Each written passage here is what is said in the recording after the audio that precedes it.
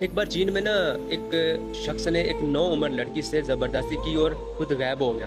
جب یہ بات وہاں کے چیئرمین ماؤ تک پہنچی تو وہ خود لڑکی کے پاس گیا، اس کے سر پر شخص کا ہاتھ رکھا اور اسے جا کے بولا کہ کیا جب تمہارے ساتھ زیادتی تھی تم نے شور شرابہ کیا تھا، تم چلائی تھی؟ لڑکی نے اس بات میں جواب دیا۔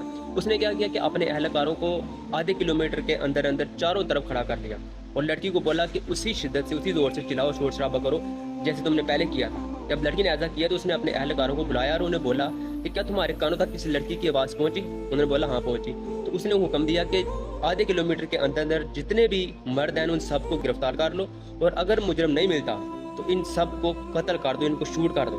10 منٹ کے اندر اندر مجرم پکڑا گیا اور مجرم کو اسی ٹائم شوٹ کیا گیا۔ سمپل بات کہ جب حکمران بغیرت ہو جاتے ہیں نا تو تب روٹی مہنگی ہو جاتی ہے اور عورت کی عزت جو ہے وہ سستی ہو جاتی ہے، اور باقی کووں کو ڈرانے کے لیے، دھمکانے کے لیے ایک کوا لٹکانا پڑتا ہے۔ یہاں پہ تو سرکار جتنا بڑا مجرم اتنی بڑی اس کی